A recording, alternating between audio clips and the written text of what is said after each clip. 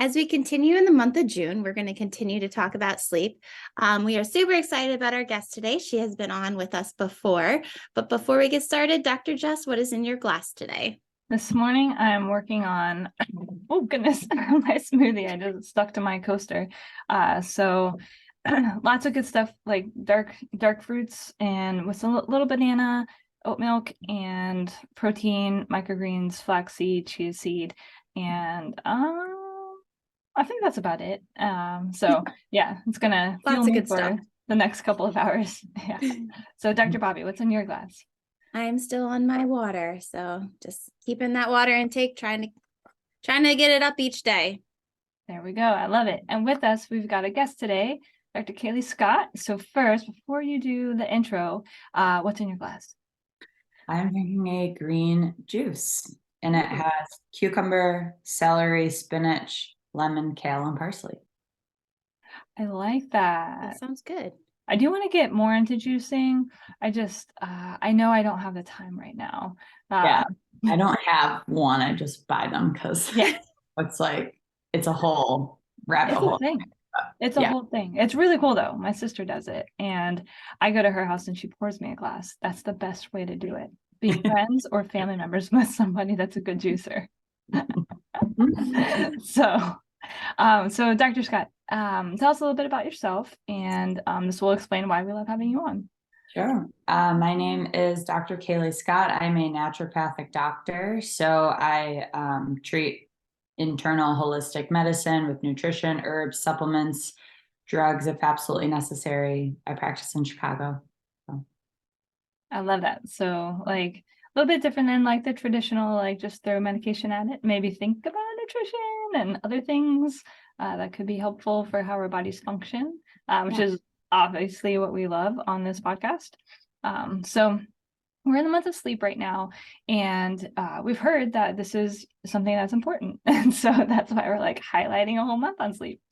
So as far as like, getting 7 to 9 hours of sleep per night, and, recommendations, but like, as far as from your perspective, how does sleep affect our brain? And then like just our productivity in general, like what, why do we really want these 7 to 9? What's our, our ROI, the return on the investment of time? That's how I think of everything.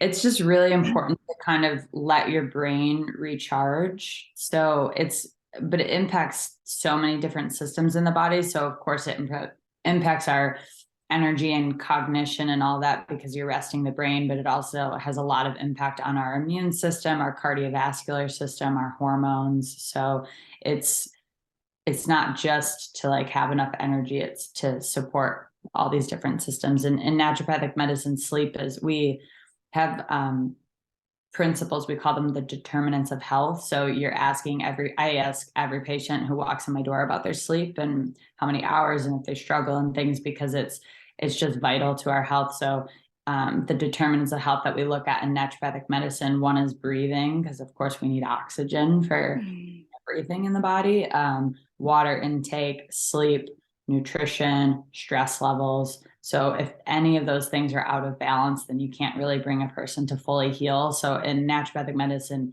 especially sleep is like one of our core things that we're looking at and working through. Mm-hmm.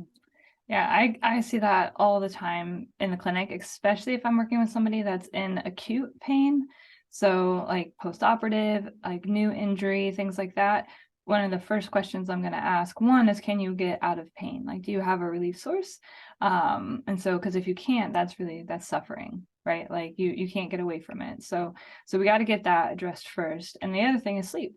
Like, are you getting consecutive REM cycles? And so I care about your knee range of motion. I care about all of that, but I care more first about like, are you sleeping? Because if you're not sleeping, it doesn't matter if your knee bends 120 degrees. Like, you're in horrible shape and you're miserable and your life is no fun. So like, we'll get that range. Let's just like, just like our Maslow's hierarchy of needs, right? Food, shelter, safety. So we do the same thing in our practice here of like, let's make sure that you're not suffering. And then we start working our way up to achieving goals. I remember about 2 years ago, I got strep throat. I hadn't had strep throat since I was a kid. And so on medicines felt better, but then I started noticing, like, after I went through the medicine, I was like, if I didn't get, like, it wasn't even 7, 8 hours. Like, if I wasn't getting 9, 10 hours of sleep at night, like, all of a sudden, like, everything came back, like I had it all again. And after like a month of going through this, being like, I felt crazy because I was like, why do I need so much sleep for my body to feel okay? And if I, like, one night of less than 7 hours, I was so sick. And it came to find out there's like a strep that can kind of hide, I guess. And so my body, if I slept enough, my body was trying to fight it. But if I didn't sleep, it couldn't fight anything. So it was just amazing to me how much sleep really did help that. I had to go on to antibiotics to get rid of it. But I thought I was crazy that, like, I was like, I promise if I sleep, I feel okay. Yeah, a lot of infections are like that. Like mono is kind of a classic one for people just being really, really tired. And that's just your body's doing what it needs to do to heal. And that's with anything, that's another kind of principles of naturopathic medicine is you give the body the building blocks to heal, and it will, because health is our natural state. So yeah, like the need to sleep and restore, if your body's telling you like, this is what you need right now, then listening to that too. Mhm. So we've heard about these different types of sleepers, we'll say, right? And can you shed some light on what the sleep doctor, what's his name? Dr. Well, Brewis? yeah. Yeah, Dr. Brewis. So can you like tell us a little bit about these like different categories of sleepers so we can kind of understand that like not every person is necessarily the same. So this guideline of 7 to 9 hours might look different for me, for you, for Dr. Bobbie. And that's actually okay, right? Like, Yeah. So he's a sleep doctor, I'm pretty sure, wrote this book, and through kind of all his sleep research has categorized people into these 4 different types, chronotypes he calls them, and just sort of based a little bit on personalities and how it links with animals, because of course we're all wired by nature. So he breaks it down into 4 categories: lion, bear, wolf, and dolphin. So he's sort of taking like the personality characteristics and how that relates to these animals and kind of what they do in the wild. So like dolphins, for example, are highly intelligent. Their brains kind of go a mile a minute. When they sleep, they only sleep in one hemisphere of their brain. So they have one part of their brain that's always active and running. So that would be like a true insomniac, where their like brain is active. They can't turn their brain off at night. And then like a wolf, like wolves hunt in the nighttime. So that would be people that like love to stay up till midnight or even past that. Like they're kind of like wired more in the evening. And then lions would be more like a morning person. So just based on that, and lions, I know he talks about like they're very like regimented and calculated and everything. So just sort of how these animals naturally are in the wild, and kind of comparing like human characteristics to that. Yeah. And I could definitely see where, like, I mean, you just kind of naturally know you too, so like my husband most definitely is a lion. Like he'll be up, somewhere between 4:30 and 5 most mornings on his own. And then myself, not so much. But at night he's like super tired, and so he likes to go to bed earlier, and it's much easier for me to stay up late.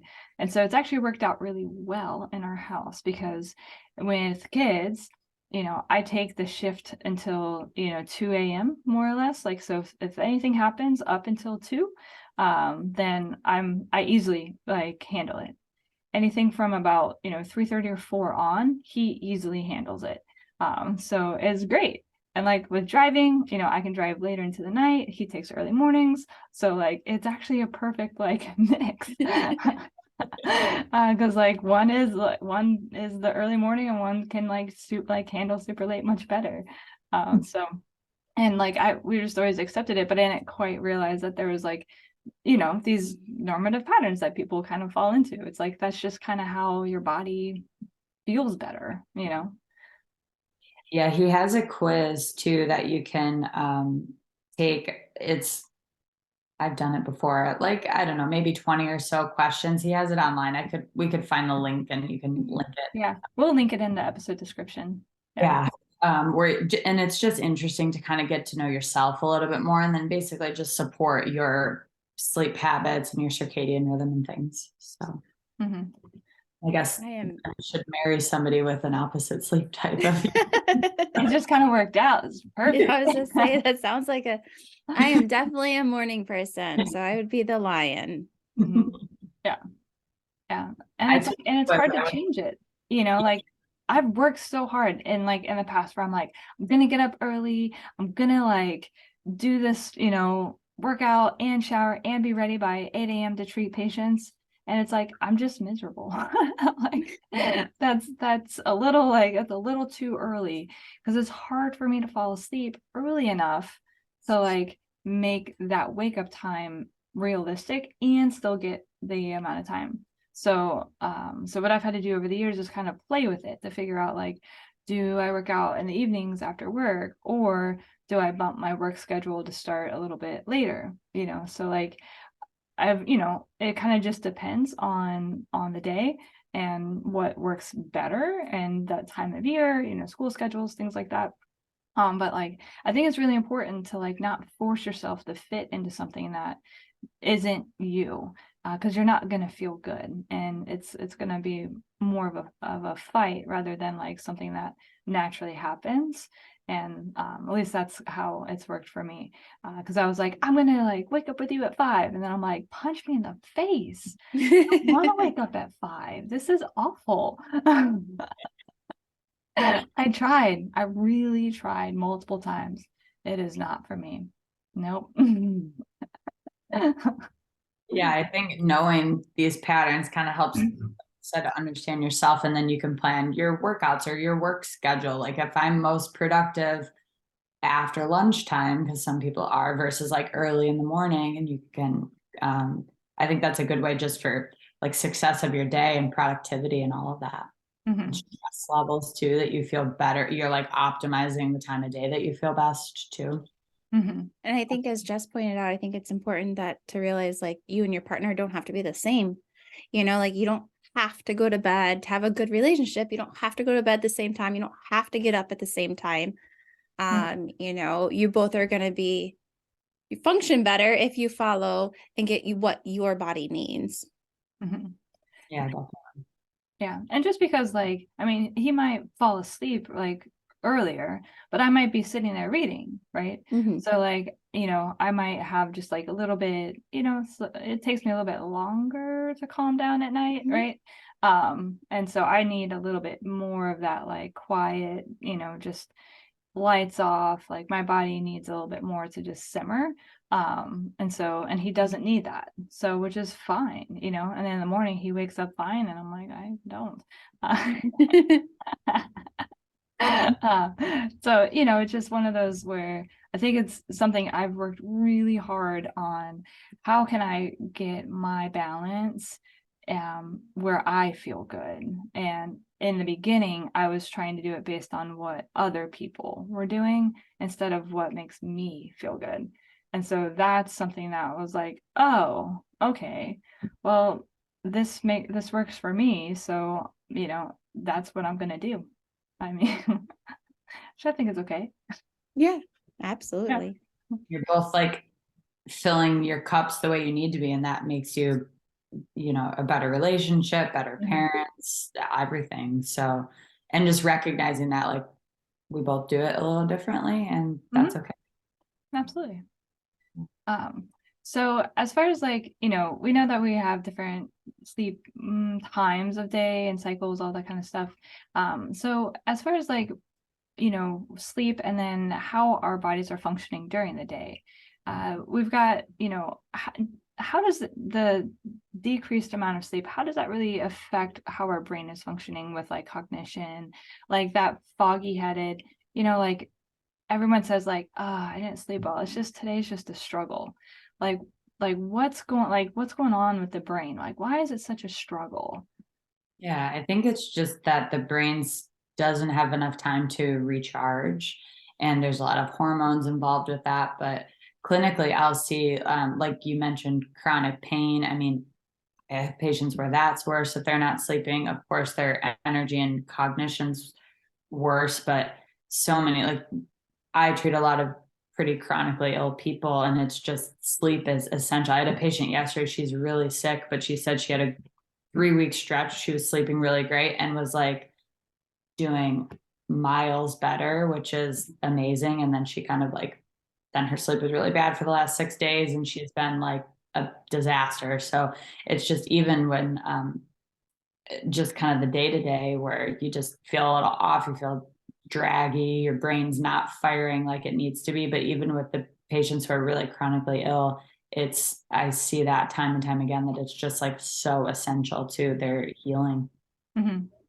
One thing, and Dr. Scott, I don't know, you be with functional medicine, if you see this, is I notice when I don't sleep well, the food I crave is not the healthy food.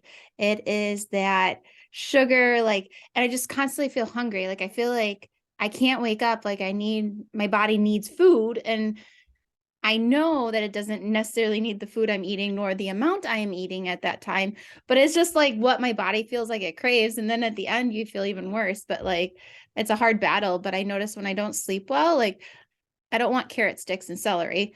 You know. Yeah, it actually does like impact our feeding hormones like ghrelin and leptin. Those are kind of our hunger hormones, and it actually, sleep deprivation does impact those. So there's science behind that too. But yeah, I can relate to that also. Yeah, like you said, carrot sticks when you wake up from a poor night's sleep, doesn't sound the best. So No. Mm-hmm. there, yeah. Yeah, I think it's the hormone. Like, I think we don't really appreciate how much hormones do to affect how we function on a day-to-day basis. And like hormones are related to digestion, interesting, and hunger. Like there's so much that they do. And so like the recovery from a day-to-day, so that you are functioning, each system of your body is functioning like it needs to, is huge. I did not appreciate this at all, like when I was younger, and I think once we hit grad school is when I started realizing like my brain needs to actually like stay focused. And like I got really strict with what time I went to bed, what time I got up. And at that time the schedule was rigid. So like I had to like be somewhere at a very specific time, because like that's what time class started. So I accommodated, and it was okay. And it was just a complete difference. I mean, I could sit there all day, focus on all of the information being thrown at me, have really good recall when I was studying, and I could be much more productive when it was time for me to study after, class was out. And if I didn't get enough sleep, it was like the whole day, it wasn't a wasted day, but like now all of the information that I was supposed to be listening to all day long, then you sit down and try and study, you're having a really hard time remembering what they were talking about. So now your study time takes even longer, which that creates that cycle. Now you end up staying up too late, and then, it goes over and over and over again. I think that's what happens. I think people get in these ruts where it's like you're constantly trying to play catch up because of poor sleep, and so you're less efficient, so your day takes longer, and then you end up getting to bed later, and then your wake up time, and so it becomes a bit habitual. I've been stuck in that for sure in the past.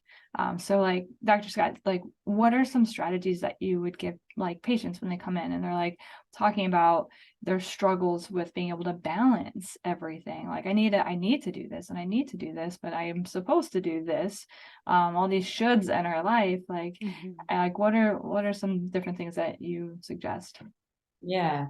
One just interesting thing that I was thinking about as you were talking, I went to this was years ago. I went to a conference. It was all about hormones, but one of the lectures on sleep, and it was saying that even like, like if you're kind of depriving yourself during the week and you're catching up during the weekend, it's the same as if you were jet lagged, like hopping time zones, like it has that much impact on our circadian rhythms. So so I guess one strategy kind of leading into that would be to try and have the same bedtime and wake time every day, even on the weekends. That helps to get your brain into a pattern. One really important piece is just supporting melatonin. So melatonin is our sleepy hormone, and it kicks on about 9 o'clock at night. So melatonin gets higher throughout the night. It's higher as it's dark outside. So our brains, we're supposed to sleep when it's dark outside. This is a lot harder when people are shift workers, and I have to like kind of work around that. But in general, for people that aren't, and they're kind of on this typical sleep schedule, trying to do everything you can to support your melatonin balance. So melatonin is made by our pineal gland in our brain, and blue light from electronics can suppress that. So at least around 9 o'clock, or maybe even a little bit before that, either not looking at electronics at all, or there's certain settings now on your phone and your computer, probably your TVs too, that you can turn on as far as nighttime goes to help with the melatonin and blocking that blue light. They make blue light blocking glasses as well. And then just like dimming lights, or maybe even lighting candles, like getting your brain quiet and dark so that it's getting ready for sleep. That's a really important thing that I talk to patients about. Mm-hmm. Yeah. I find staying off my phone really does help. It's really hard. It's so hard at night, like when you're laying there and you just want to look at it. But like reading an actual book, not a book on my phone and stuff like that, has been very helpful to like falling asleep. Yeah, definitely. Even the waves from EMFs, they're called, like electronics give off these frequencies. So like I turn my phone on airplane mode with the Wi-Fi off at night, so that I have noticed that helps me sleep. So you don't get calls that come through, but you would still get like texts and emails and everything.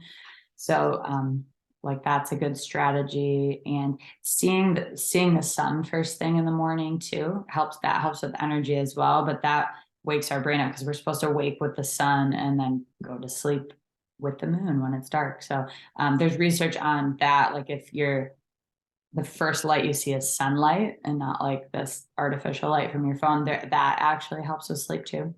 Mm-hmm.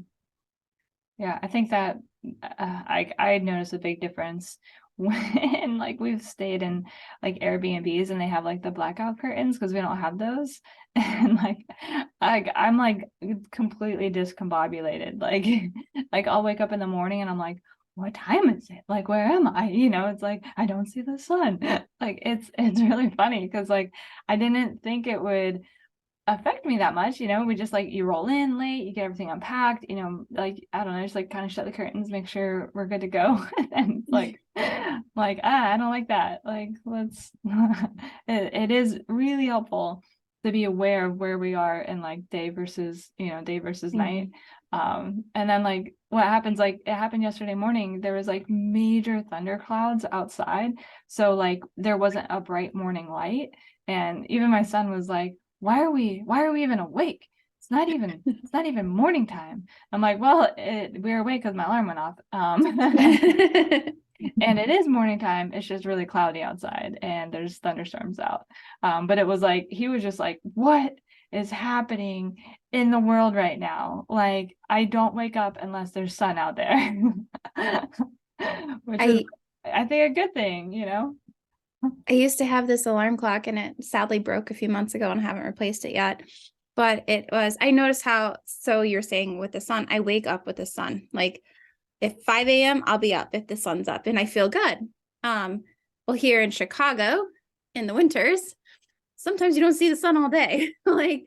It's this alarm clock that acts like the natural sunrise. So it starts like 45 minutes before when you want to get up.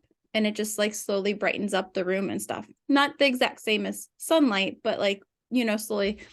And when I use that, I can tell you, like, I was always up a minute or two before the alarm was going to go off, and just how much better I felt waking up to that versus a noise, even though it was not like the true sun. So I've missed it, but it's now summer, so after summer I'll buy it. 'Cause it's a little well, for me it's a little expensive. It's like $100. But That's amazing. That like, I really, really enjoy it. And yeah. it also has like a dimming at night. So like you could set it for like an hour and it would dim down during the hour and turn off at the hour. So it was really nice because I could read a book and kind of fall asleep but not have to get up to turn anything off. It would just kind of go off on its own like it was sunsetting. Awesome. Perfect. So let's say like, it is a night that you didn't sleep well for whatever reason. Would taking a short nap be something that you would recommend or not recommend? Man, I'm a nap fan. I'm not the best sleeper either, so I guess I can relate to like needing a little power nap. But I think it is a way. It depends on the time, I guess. If it's short, 20 minutes or so. There's research on that, or even like meditating, putting your brain into deep sleep waves. So, I mean, I'm a fan of naps. I don't know about you guys. I like when I'm really struggling, like it's like one of those days where, it's like, I mean, I can't really nap on a work day. That doesn't really work. Sorry, patient. I'll be another 20 minutes. But let's say it's a weekend and it's just been like, I don't know, maybe kids have been sick or, all this, my sleep has been all over the place because we just haven't had like a week where we've had a good routine. Like by the time Saturday comes, I'll be sitting there in the afternoon, like needing to go to the grocery store. And I can tell that I'm like, I am just not firing on all cylinders. Honestly, like if I just take 20 minutes and like lie down, close my eyes, like I will feel so much better. Like it doesn't need to be more than that. Now, if I'm like getting sick or something like that, that's different. Like I'll actually like pass out, fall asleep. It'll be like more than an hour. And that's when I'll wake up and I'm like, oh, like my body's actually fighting something. Like that's why I was feeling so bad, is like I'm actually getting sick. But if it's not that, if I'm not getting sick, if it's just that I have not had adequate sleep during the week, I'm just on the struggle bus, 20-minute power nap, like, I mean, it won't fix how I'm feeling, but it'll like improve it by probably 75%, more or less. I mean, like, I don't know about you, Dr. Bobbie, how do you do? I was gonna say, as long as they're not for me, they're not in the afternoon and they're not long. Right. I do find sometimes just like resting for like 10-15 minutes. I actually did it yesterday. And I had a little gap between patients and I was just like, I like felt myself, like, you ever do the nodding where you're like, like, Oh yeah. and falling asleep. So like I laid down for 15 and it got me through my last patient and everything. And I felt much better and I was fine. But if I sleep too long, then I like can't wake up. And then I can't sleep at night, which kind of makes that whole cycle. So for me, I find them very beneficial as long as they're, earlier in the day. So late morning, early afternoon. And as long as they're very short.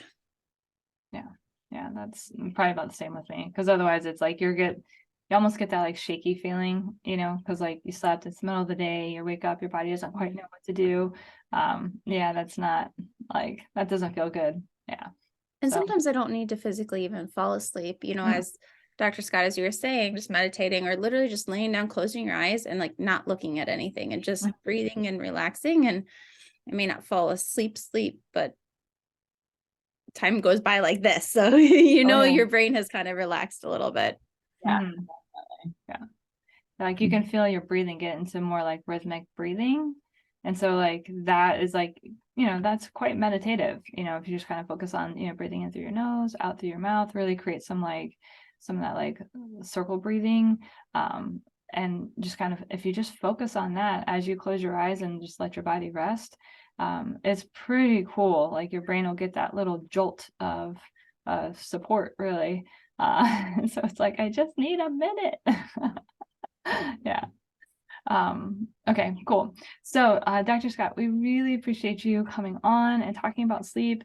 It's something that, it's always a struggle for anybody really to consistently get good quality sleep. And so understanding the why behind it, I think is helpful to like keep the struggle going, like keep trying to find your balance. It is worth it to like keep working on whatever it is that works for you.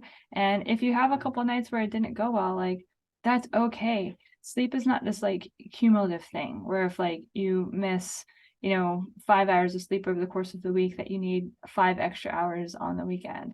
Like it's not like a tit for tat type thing. So like you can really get back into a good rhythm even without like making up for like the lost time. So any other like last words, Dr. Scott, before we end the episode? I don't think so. I think we kind of touched a lot on the importance, and I do think everyone should take the sleep quiz to kind of just learn more about yourselves. And I think that information I think is super helpful. So perfect, and we'll As have you're that in the description, the episode description. and as you were saying, Jess, I feel it's very much American culture. Go, go, go, go, go, and jeopardize sleep and exercise. So the two things we probably need the most. Right. Yeah. All right, everybody, stay tuned for what we have coming up next. Thank you for listening to the episode today. If you would like to learn more about how Two Gals can support you, then join our Two Gals Insiders membership, which can be found at www.2-gals.com. Also, don't forget, follow us on social media. We're on Facebook as well as Instagram. Okay, everybody, bye. Enjoy your week.